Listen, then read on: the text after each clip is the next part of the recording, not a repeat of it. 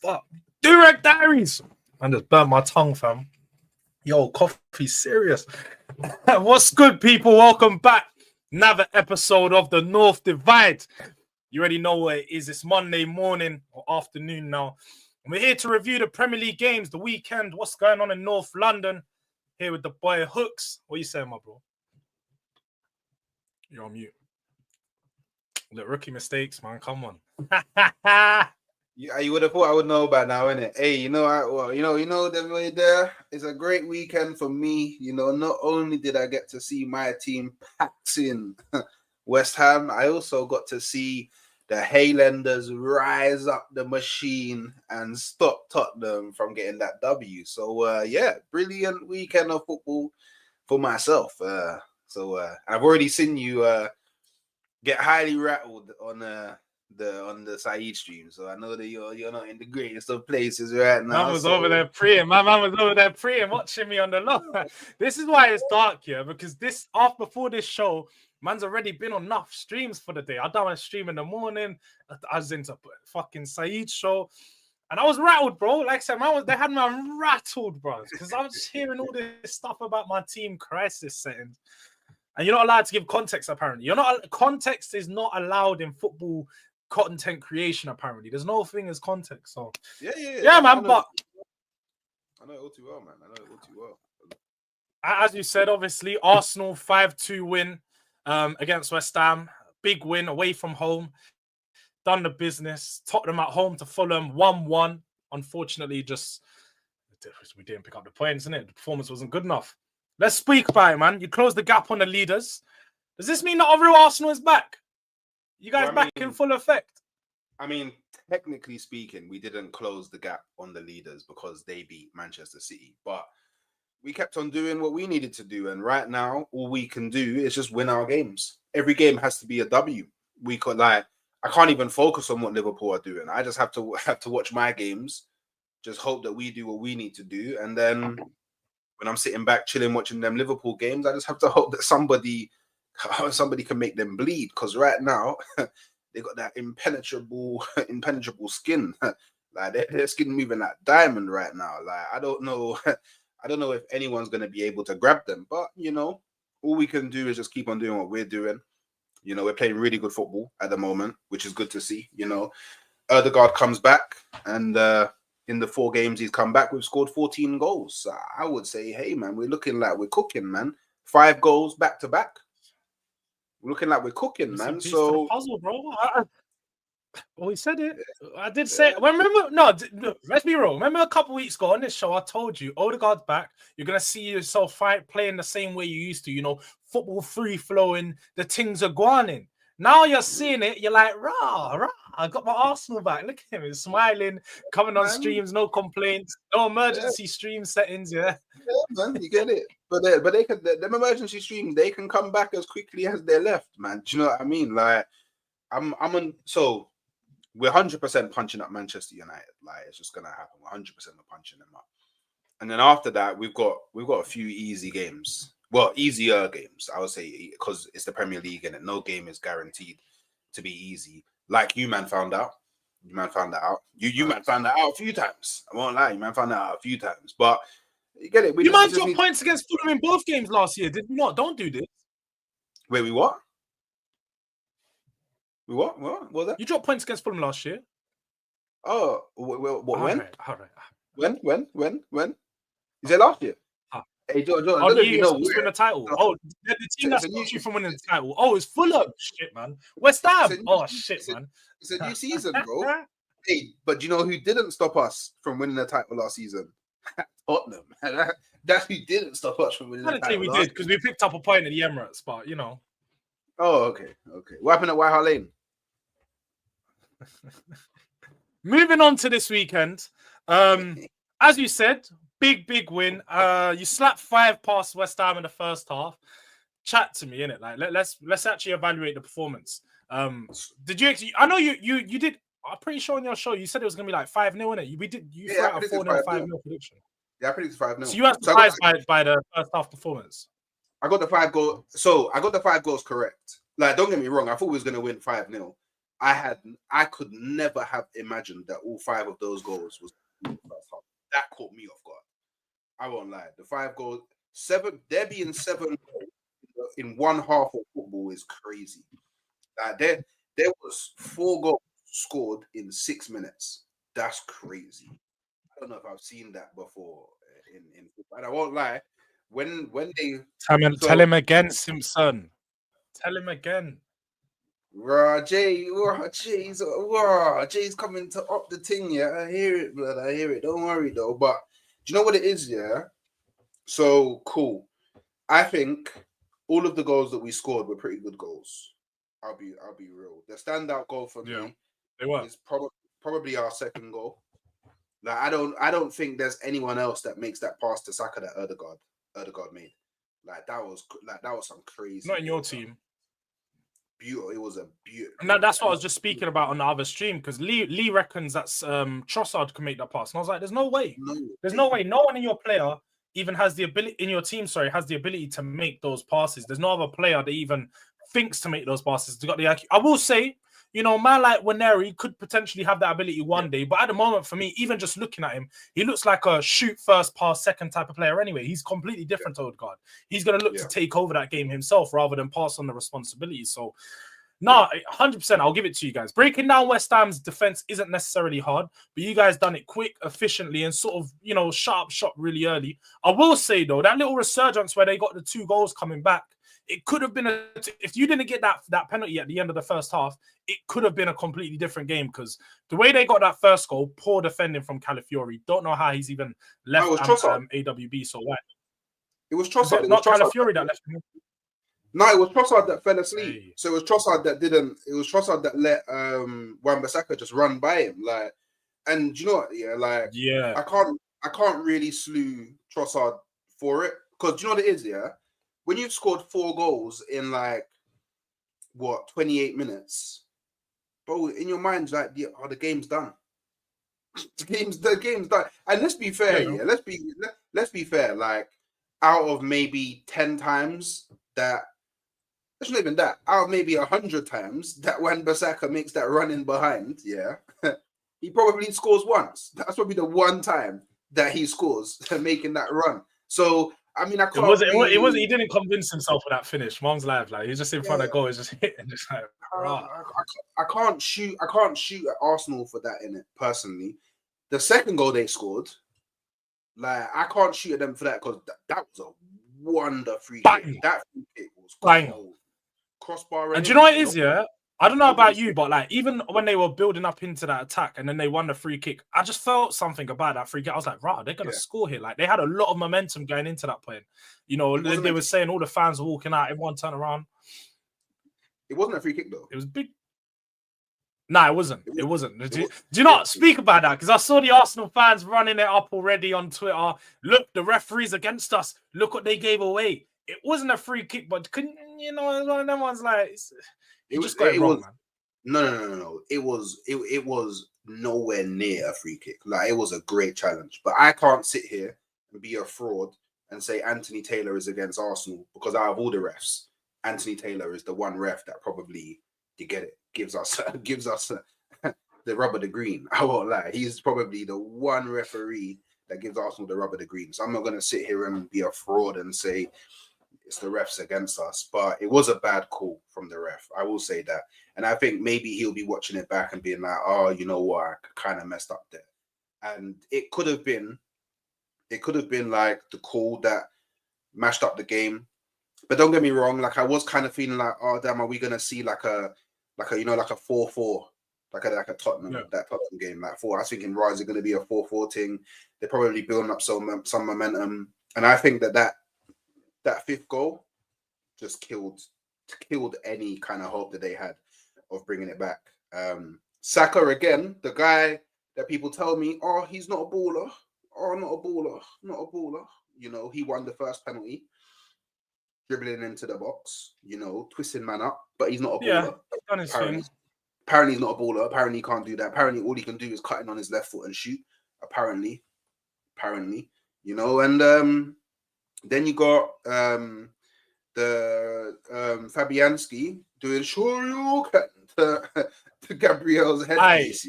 I can't even lie. You know, sometimes you're angry in a game.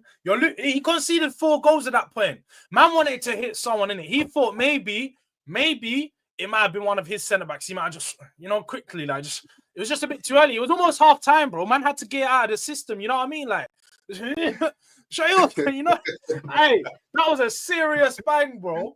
Man just, bang. and Gabriel's mid-air, bro. So man's just in the air and he's man's mid-air, just hold it. I know Gabriel was fuming when he woke up, bro. Like when he got over the phone, he was fuming.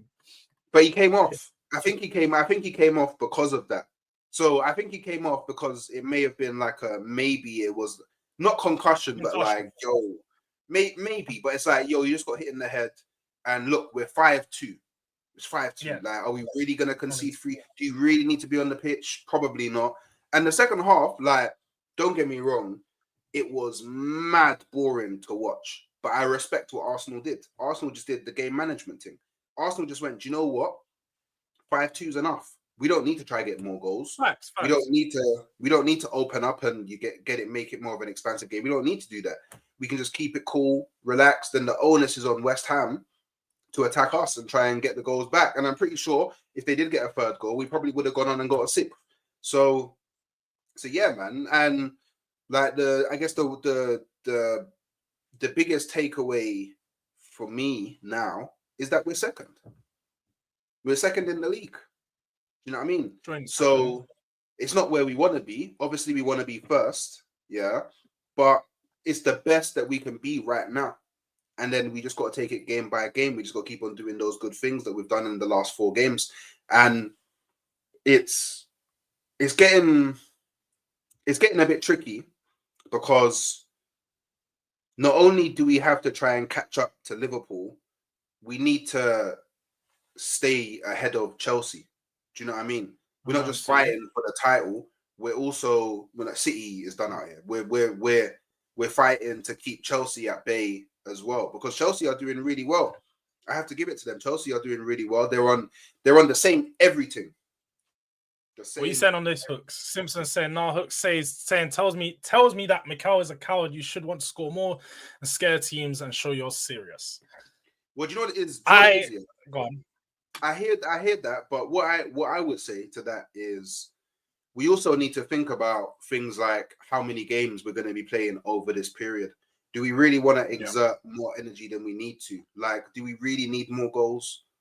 Like, how often do we score 5? I know we scored 5 in the last. Do you know what? I would go to say even further, because Simpson, you're a Spurs fan. That's what Ange needs to learn.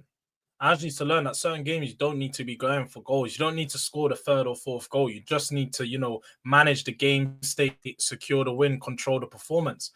Like you said, it was a very controlled second half. Boring. Like I was falling asleep in that. But at the end of the day, Arsenal done their job in the first half, so they didn't need to go out in the second half. Like I said, overexert energy, even risk potentially getting another player injured. Just go into second gear, keep the ball moving around, and show that you can control the game with the rest of the performance. And for them, they needed that. That's a confidence booster. That's the going into these next 3 or 4 games, they've got that energy and that momentum that they're gonna now carry. Because, like you said again, Simpson. Don't ever put the word consistent on momentum after the word Tottenham. It's like we're both bipolar. We can't build up momentum. We're struggling with building up momentum. Whereas Arsenal are starting to get through that phase right now where 1, 2, the first 2 small wins, and then now they got a big win. And then 2 days, big game incoming. Manchester United settings. We're going to get onto that after. We're going to get on the previews. We're going to get onto the previews after because there's a lot of games this week. But obviously, you guys played the 5:30 kickoff on Sunday. We kicked off Monday. Saturday. We kicked off Sunday at 1:30. What are you saying for that one? Did you tune into the Tottenham game? Was you locked in? Did you miss it? I didn't. I watched the Man United Everton game, so I didn't. I'm not going to be a fraud and say that I watched the Tottenham Fulham game. So I can't really slew your team the way I want to. But I do think it's a bit. Do you know what? Yeah, this is just my thing with Tottenham. Yeah, and I keep on saying it. Yeah, Ange is just not the guy. You're never gonna be able to play build up any real consistency or momentum under Ange because Ange's football doesn't allow for that. in the Premier League. Like, yeah, maybe it would allow for that in the La Liga, yeah, the Scottish League, yeah, the Japanese League, yeah, the Australian League, yeah, maybe the Bundesliga, the Serie A, but not the Premier League when too many teams can take advantage of you playing that way. It's not even like only the big six can do it. There's too many teams. I don't even think it's that. I think the problem with Ange for me is when I look at Ange is I think the system works. It's just that the system works when you have the right players and you always need the right players available because he's naive. Ange has shown for many times now that he doesn't have he doesn't know how to manage a game state. He doesn't know how to in the game make some tactical substitutions that's going to change the system. He doesn't do it, whether he knows how to or not, or whether it's the stubbornness as to why he doesn't. Either way, he doesn't do it. Yesterday was one of those other games similar to Roma where he needed to make changes. He needed to identify that we didn't have the squad options available that we did prior to that. We to bring any players off the bench, we only had Kulusevski, Bergvall, Gray, and then the rest of them are pretty much academy boys apart from defenders like Spence and so on. So he needed to understand that the players off the bench could only add so much in certain positions. Bring on a striker like Will Lancashire. He needs to take away and become a focal point for the attack. And then bring on Kulusevski into the middle where he's played majority of this season so he can carry the ball up the pitch. We needed runners in the middle because, to be fair, Fulham are playing some good football. Like I said, hail them boys, held them up because they've done some business, man. Iwobi was a problem down the right-hand side like he's been most of this season. ESR finding the pockets, picking up some good passes. And Raul Jimenez, we all know, like, whether he scores goals or not at this moment in time, maybe it's been years from there, but he gets himself into good positions. He knows how to be a striker. So he was causing us problems, running off the shoulder of the defender. For me, I just looked at Ange and I said, we needed to see changes early. Didn't make any change. When he eventually made a change, he brought Kulusevski into the 9, played him in striker, take him away from the ball. We know Kulusevski needs to be on the ball. Put Kulusevski at the center of our attack, and we thrive. We play some good football. But again, Ange just... Who do you play midweek? Go on. We got Bournemouth in 2 days. Bournemouth away from home. Why did Kulusevski not start? That one kind of baffled me because I did see the team sheet and I was like, wait, why is Kulusevski not starting? Do you know what it is? Yeah, Kulu couldn't start because he'd already played on the weekend, of course, before 90 minutes and then played midweek against Roma 90 minutes. I don't think he wanted to risk playing 90 minutes in 1 week. I feel like for any player playing 90 minutes, especially for Kulusevski, a player that's our hardest runner, one of our most he does the most distance in the team. He's one of our strongest pressers on the ball, and when he plays, he always wants to get on the ball. So you want to make sure that he's got like the best fitness available for him. So I just think Ange got it wrong this game. If I had to put it on anyone, I'd say Ange got it wrong. The system was it just wasn't there. And that's the thing, isn't it? Like you said, I think for Ange in this Premier League, he needs to understand that he can't just play one way and expect it to work unless you have, like you're a Man City and you have the best players. And even then, they don't at the moment. But when they've had the best players, they can just play their system and it's going to work. But Ange needs to show that he can change it up for the players that we have and adapt the system to that because we've got a lot of injuries right now. And I know on Saeed's show, I was referring to those injuries and saying there is context. I do think the performance shows that we haven't got no one to bring off the bench. We haven't got those game changers.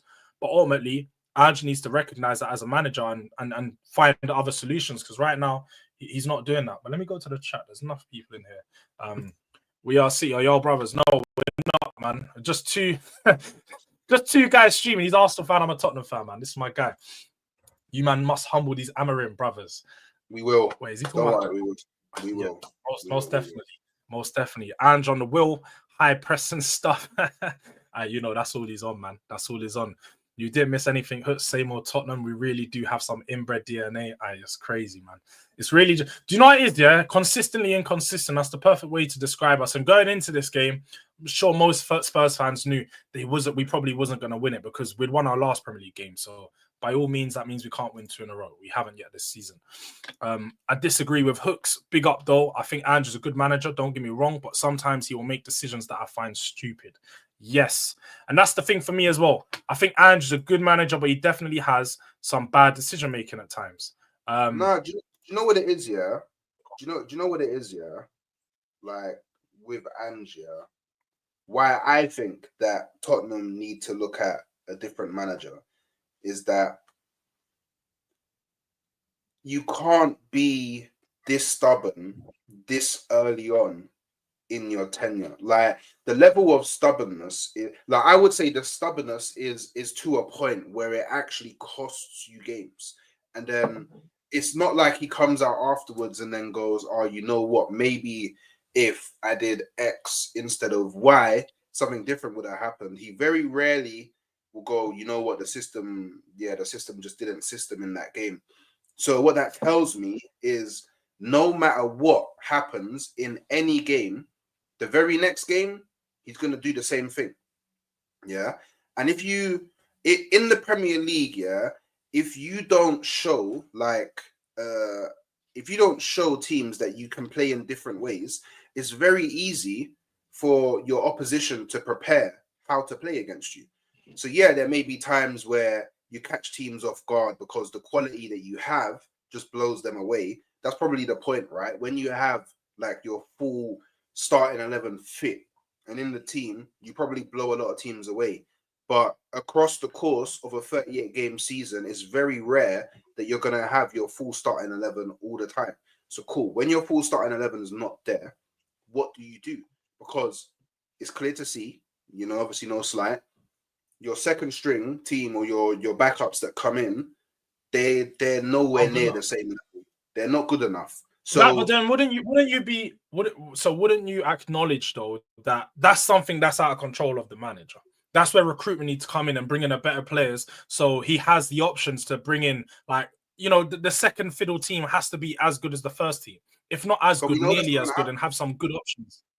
But we know that, but we do not. It's never going to happen. It's never going to happen. Under Levy, you think under Levy you're going to spend the. But I don't think it's about spending money though. It's just about getting the recruitment right. Because Tottenham's problem, like you've said, we've seen Tottenham have spent more money than Liverpool, spent more money than Arsenal at times. Maybe not Arsenal. I think you guys have more than us in like the past 5 years. But there's been times and there's been summers where we spent more than you guys. But our recruitment's just been bad. The recruitment needs to get better. That's where it goes down to. You need to stop recruiting young players to come in and be the experience, when sometimes you need older players. You need players that can come in, you know, calm the dressing room down. They've got to be mentality. They've got to be winners. And that's where I think we lack ultimately. I think a lot of these games where you're 1-1, you need someone to come in off the bench, or you need an experienced player to manage the team and manage the 11 out on the pitch. I think Ange is obviously making some decisions, but like I said before, we haven't actually got a leader on the pitch. So if you have a leader in there, someone that's be able to change a few things, bring the team up, and, you know, mentally push them forward, because I feel like that's where we go wrong. Tottenham, as soon as you go 1-1, the heads go down. Roma, the heads go down. So it's definitely some mentality issues, but I don't know, man. I feel like Ange gets a lot of stick, rightly so, some of it, but I do look at some of these games and say he's not really left with much options. When you look at the team yesterday, is he left with much options? No. Solanke, man got, like, it's very unlucky that man come to the stadium, he's ill. Mikey Moore's been ill. Odegaard wasn't injured before his Spurs career. He's now been out for 3 or 4 months. Vicario, again, out for 3 or 4 months. Van der Ven's been consistently injured. And that's one where I can probably look at and say, all right, you knew Van der Ven was going to be injured quite a lot. Why didn't we sign a left-sided centre-back? Why didn't we sign someone as good as him to come in? That's where Van der Ven's his fault, though. Yeah, because it's his signing. No. Van der Ven being injured is his fault. His system is what has made Van der Ven be as injured as he is. I'm sorry, I don't care what anybody says here. And I've said this before, yeah. This is why I personally think overall your defense is bad, because individually they don't actually cover for the other's weaknesses. So you've got Porro, who's sick going forward, sick on the ball, sick creatively, but defensively poor. You've got Udogie, again, sick going forward, sick creativity from a creative aspect. He's a bit better than Porro defensively, but still not defensively good enough. Then you've got Romero, yeah, who probably better defensively than Porro. But you know, it's an easy explanation though, Hooks, though, because I can explain it all for you out. We've signed all these players under different managers. Porro was signed under Conte, Udogie was signed under Nuno, Romero was signed under Nuno slash whichever manager. I don't even think we had a manager when we signed Romero. I think that was just straight Paratici signing. And then Van der Ven was signed under Postecoglou. So we've had 4 different players signed for 4 different systems. So like you said, they're not covering for each other's weaknesses because they're all signed for different reasons at the time. And now we're just trying to make it work. We're just trying to put them into position. But Ange could have changed that in the summer, which means to me that he's happy with it. For him, he probably came in thinking that, oh, okay, these defenders that they have so far suits my system perfectly, because we all know he likes to invert from both sides, get both his fullbacks high up the pitch and bring them in. And we know he likes to do that. So he was probably like, you know what, Porro and you doggy. He probably actually, even in his interview with Levy probably asked him, yo, so what would you change? Defense was probably not what he focused on. He probably said, yeah, I'll need Van de Ven and the reason why he needs Van de Ven and the reason why Van de Ven is injured is because Van de Ven allows your defensive line to play as high as it does. It's so high, yeah. Because he's betting that in a foot race with anyone that breaks on transition, Van de Ven is catching them. But because, and obviously no slight again, a lot of the players that you have higher up the pitch, the quality's not that great when it comes to ball retention. You lose the ball a lot. So then when they break, where Van de Ven is probably sick is if you're facing maybe 2 to 3 breaks a game. But Van de Ven, sometimes it's like 10 to 15 times he's having to do meet, and that's hey, No, 100%. I think the defensive structure needs to change. There needs to be some adjustments in the defensive structure, but ultimately, like you've alluded to there, I think the biggest problem in our team is the lack of defensive shield. We don't have a 6 that sits in front of the defense, and even when you look at the goal we conceded, it's a cutback. Again, Tottenham always you can look at 90% of the goals we conceded this season, they're cutbacks. They go to the byline, then they're cutting it back, and we always leave players open. That's where the defensive structure needs to get better. And if we had a 6, if you have a proper 6 covering your defense, they're going to be shutting out a lot of these passes. They're going to be intercepting a lot of these. And because Basuma doesn't necessarily thrive in that role, nor does Son, and Ben Score does it at times, but isn't necessarily a bona fide 6. I think that's one of the big issues with the balance we have in midfield, because we keep getting overrun in midfield. And like you said, there's times when I'm looking at Tottenham, I'm just like, we keep losing the ball. Sar's good at winning the ball back, but when we're on the ball, he's losing it quite a bit. And it became literally transition basketball game, because we're losing it in the midfield, the other team's losing it, then we're losing it, and it's literally just a game of who can break through the midfield. But back to here, remember the good times when Tottenham fans, when you beat City, Diva D, mugs, scarves to celebrate it. Oh, I don't know if it was about that, but we had a good weekend, man. It was a good couple days. Ange's a good manager, but needs to drop the stubbornness and adapt on game situations. 100%. King Bucks, shout out to you. Come of you Gunners. Notice I didn't say cups, lol. Ollie's really on it. And come on, man. Love United, hate ops. Can we smash the like? Put people, it helps the algorithm, and it's also free. Most definitely smash the like button. Hit the notification bell if you haven't already. We've got more shows coming. Panel show later on tonight, 8:30 p.m. Rival Crashings. Make sure you're there. Dave Simpson. These players think everything is a joke, so I'm past caring when people call us Spursy. No, most definitely. I'm past that, man. Yeah, the balance ain't balancing in defense for real. Easily fixable, though. I don't know if it's easily fixable. I think that defense is one of the hardest. It's easily fixable. All you have to do, and you may not like this, is so you need to get rid of Porro. Yeah. So you need to sacrifice Porro for someone similar to a Timber, who's really good going forward, but really good defensively as well. Yeah. And then you need, again, people may not like this, you need to switch Romero for another centre-back who's maybe not as fast as Van de Ven, but is still pretty fast and better defensively and a bit more switched on. I wouldn't be too mad about either of these though. I'd be more than open to replay. I've said it before. The whole right-hand side, one of the main defensive issues come from the right side of the defense.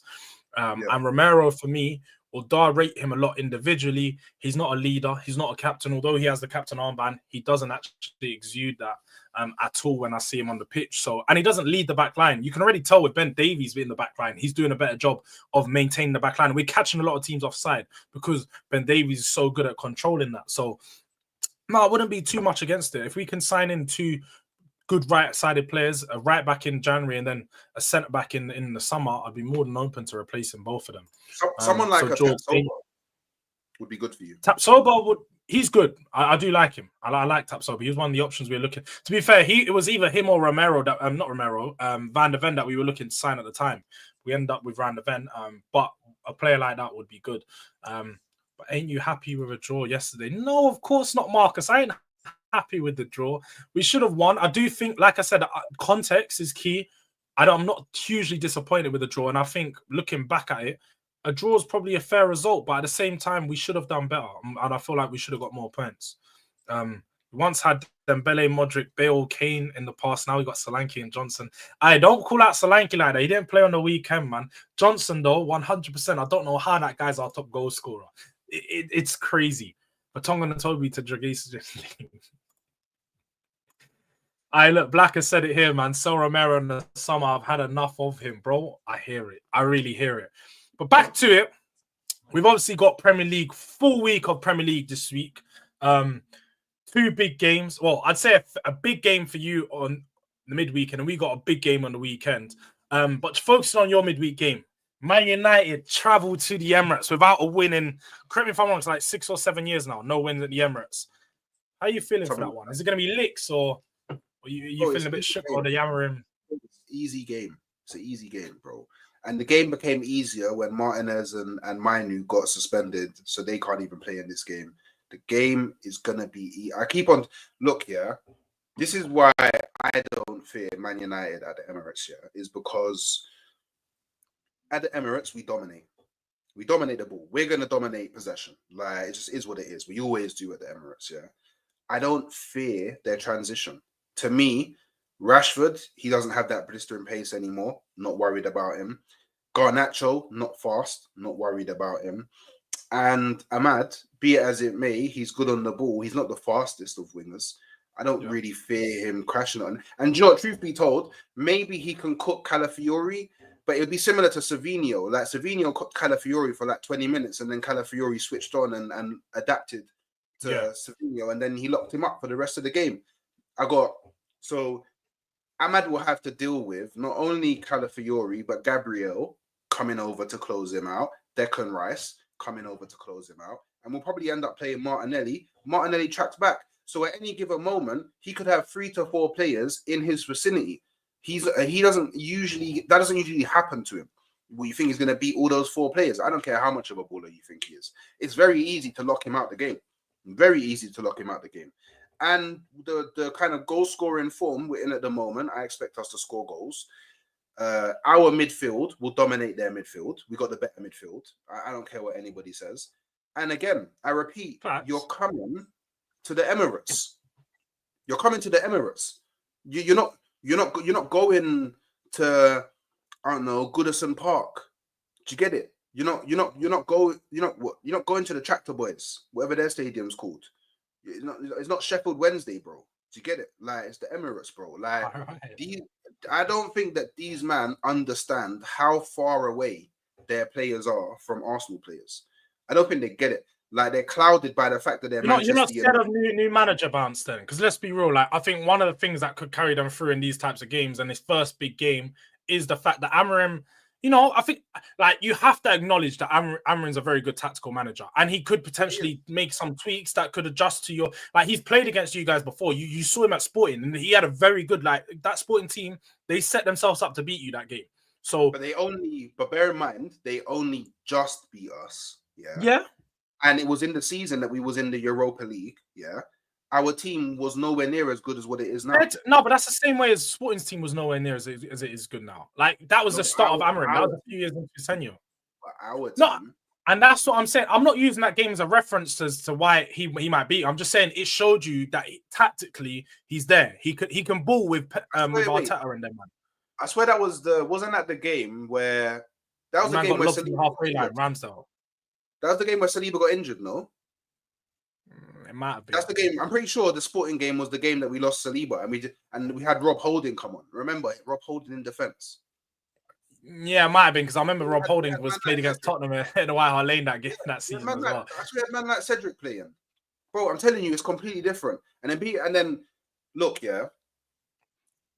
I would have actually been more worried about the Sporting game if Amorim was still the manager than this game here. Bro, Manchester United's team is not good. They don't have a good team, bro. Like their team is just not good, bro. It just is what it is, man. Bucks is saying he'll take a light 2-0 and just bag the points and move. I hear it, man. Well, man said, brother Rashford's in form. He's found his milk. What are you saying about it? You're not shook no Rashford, Jared. Bro, I'm not. Bro, Saliba and Gabriel will lock him up. It's just that simple. Now, what I will say on the game is like Love United, I'm not saying just don't let us win the game. I say you must. You must. Because when it comes to Man United, I'm just saying you must. You will, you must. Whatever you want to put in, just make sure you do the job. Because when I went Manchester, and yeah, you know what I mean? Like, I went there, that bussy got banged up. Yeah. Ten Hag, though. It was Ten Hag, though. It was Ten Hag, but Man United, the whole point was we went there and left with something. I got something from United. Liverpool got something from United. Bournemouth got something from United. Make sure you get something from United too, bro. You can't be the only big club to walk away with zero. That's all I'm saying. Old Trafford and all them means nothing. And they're coming to your gaff. But what I will say is, yeah, I think Man United, I think it's going to be a closer game than some people are alluding to. I think Arsenal are going to suffer from the fact that they've had such a high, the past 2-3 games been so good for them. I think they're going to come back down to earth for the next game. Don't think you're going to drop points. I think you're still going to win, and I'll probably throw like a 2-1 out there, like a fairly close score prediction. But I think it's going to be one of those games where it's a bit tighter than usual for Arsenal. And Man United are going to probably find a goal. I think if Man United get a goal early, like to go 1-0 up or equalize early in the game, I think that's going to present a problem for you. And I think you guys are probably going to end up just, you know, later on into the game, growing into it a bit more and scoring a late one. But I don't know, man. I'm just not looking at this Arsenal game, a Man United game, and thinking it's going to be fully entertaining, a lot of goals. I don't think there's going to be a lot of goals in it. I think it's going to be very few that pick you man apart. Bro, we are 100 million times better than Manchester United, bro. Like, it's not... The mere fact, yeah, that I have to go on a panel show tomorrow with Manchester United fans to remind them, yeah, of the levels between my club and their club, yeah, is insane, bro. Like, look at it like this, yeah. My club went through a bit of bad form, yeah. We were still in the top 4. Them man were all swinging it in the bottom half of the table, bro. Like, bro, it's just different, bro. Like, I think anyone with a footballing brain looks at, yeah, the Arsenal starting 11 and the Manchester United starting 11 from what is available and goes, bro, it's clear. The only people that won't admit it's clear are Manchester United fans, because Manchester United fans hate Arsenal because of the rivalry back in the day.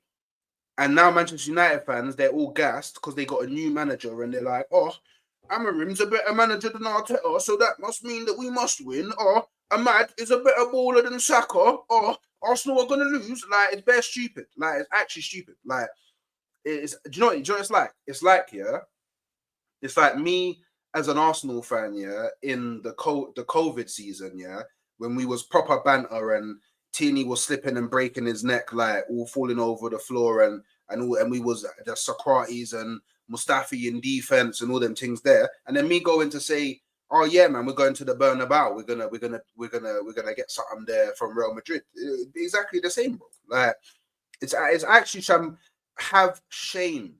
It's free. It's actually free to have shame. Have it. Apply it to your life. It's crazy. These Manchester United fans, they're bugging, man.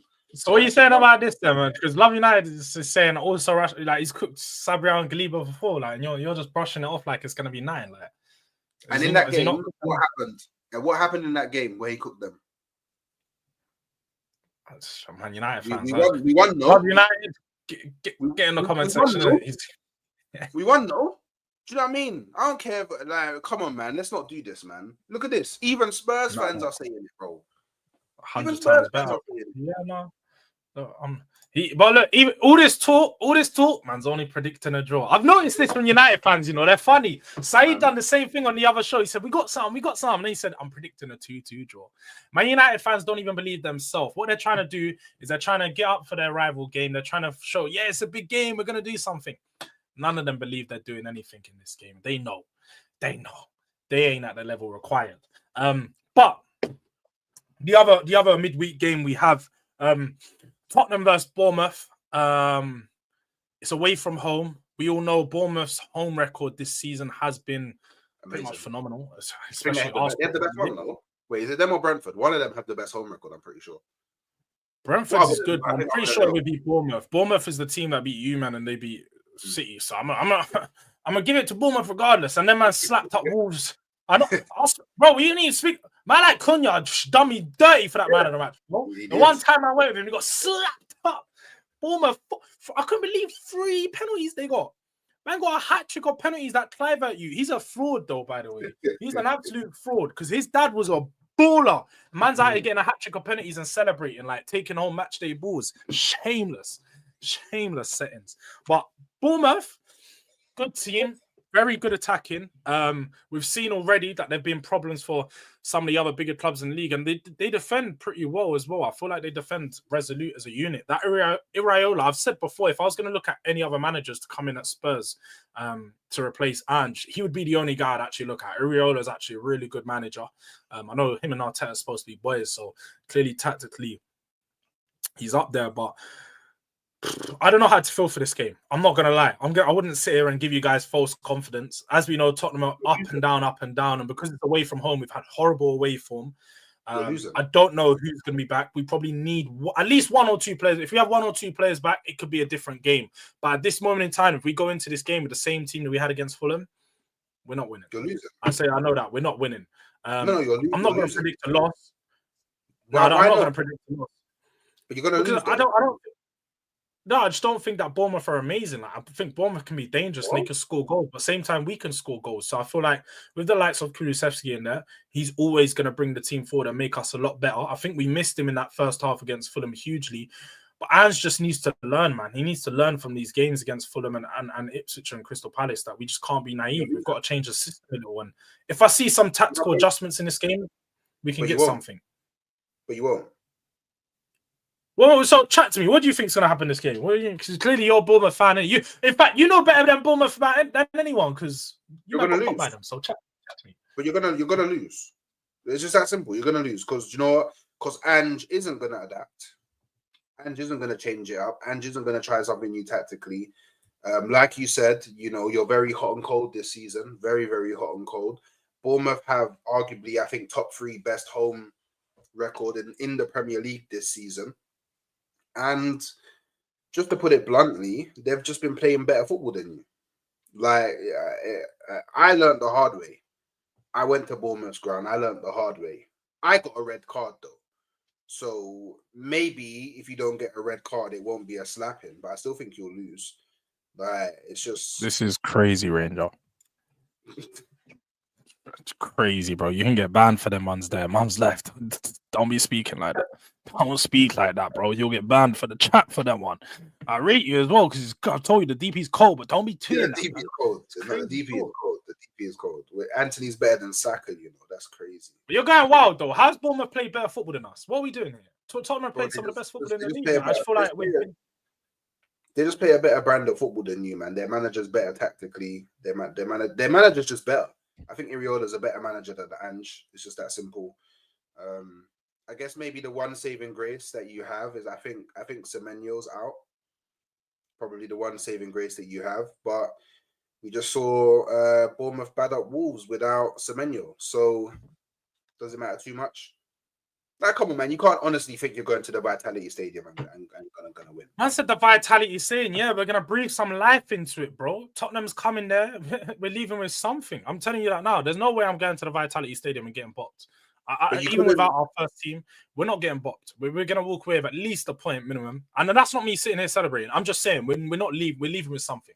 We're going to leave with something, bro. Do you remember when you told me that you was going to go to Ipswich's ground? Yeah, but I said I deposited.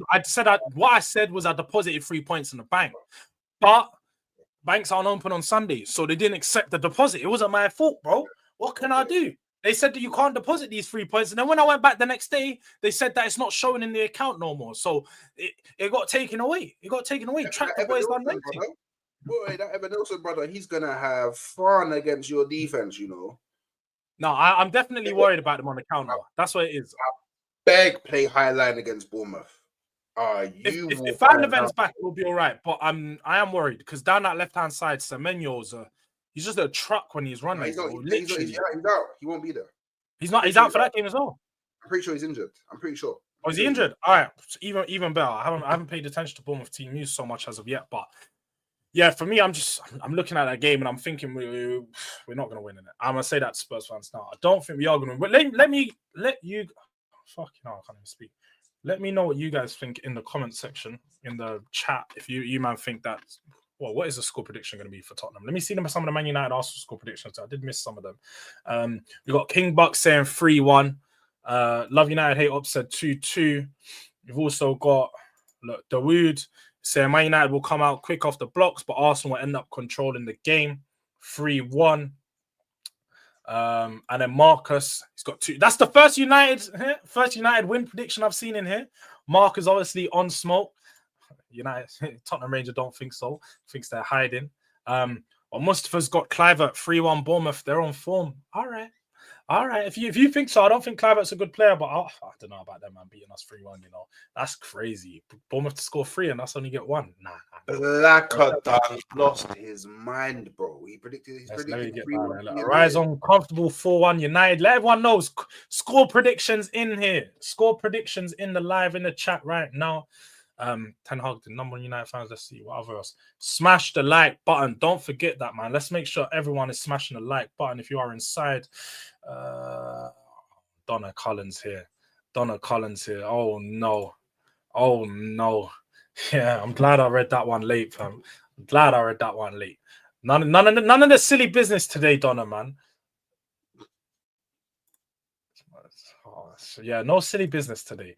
Black off 3-1 United. Yeah. Hooks, you might be right. I think Blacker's head's gone today though, because some of the stuff he's saying in the earlier stream, I know Tottenham are just they've got him out of the right mental right now. Obviously, he's just a bit hot. His head is not working right. You know what you need to do, bro? I thought Blacker watched ball, but I'm now starting to think that maybe he's one of them dons that only watch highlights. You know, I'm starting to feel like he might just be a highlight don still. It's crazy. 3-1 Donna's lost our mind. Man said 9-6. What is this? What type of American football scorelines are you expecting, bro? That's not things aren't going in, man. Things aren't going in. But my thing is, I don't get why these Arsenal fans are still pretending like Eric Ten Hag is there. What do you have to say about that, Hooks? Do you think? Bro, I don't know. I agree with you. The squad is good. I don't know why these Man United fans are pretending like the person who took over Manchester United is like prime Pep. Bro, these men are chatting like it's prime Pep that took over their team, you know? It's crazy, bro. It's actually created that. Do you know what, yeah? I just hope because look, the North remembers, yeah? All these things that these people are saying, I hope they're there at my watch-along on Wednesday. And I hope they stay for the whole thing.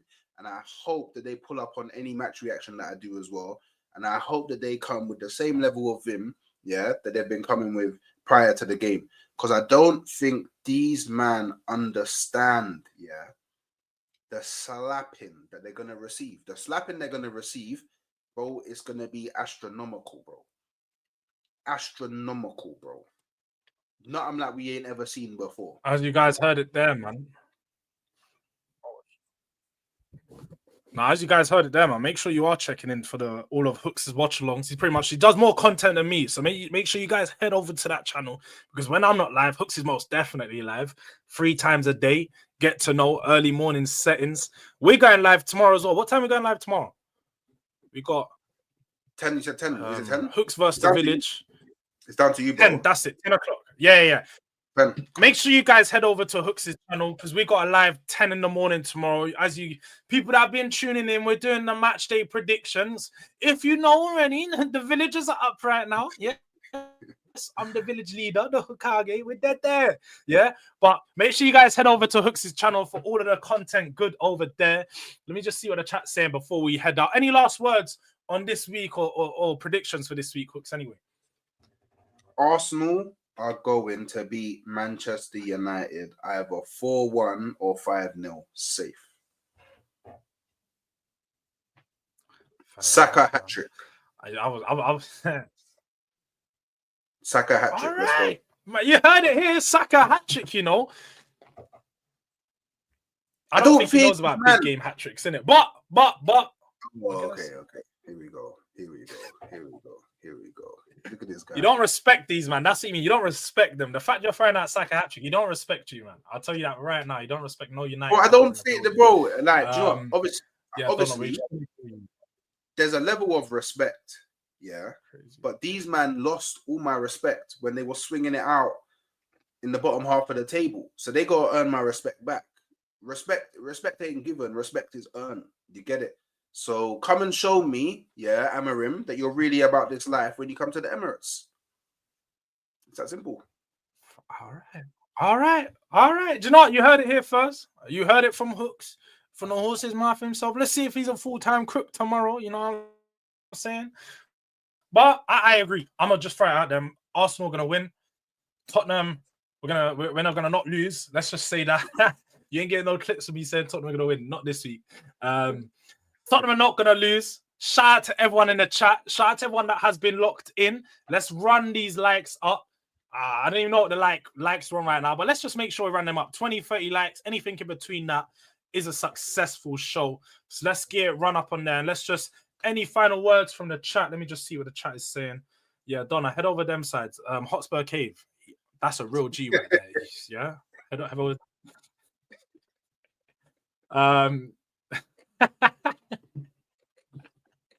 Alright, bro, I'm running up the channel, bro. Hotspur Cave, run over there. Black music, more content coming, man. Donna, you'd be a big fan of this. I'm Donna, just telling you. Check out Blacker Music, man. Yeah, check out Blacker Music, man. He's a G, man. Make some sick content, man. Bad boy. Serious, but big up now for real. Big up to everyone inside. Big up to everyone that has been tuned in and locked in. We're gonna be going over to Never a Foul stream starting real soon. But yeah, man, it's been another episode of the North Divide. We will be back next Monday, and like I said, tune in, post notifications, more shows coming later, 8:30 p.m.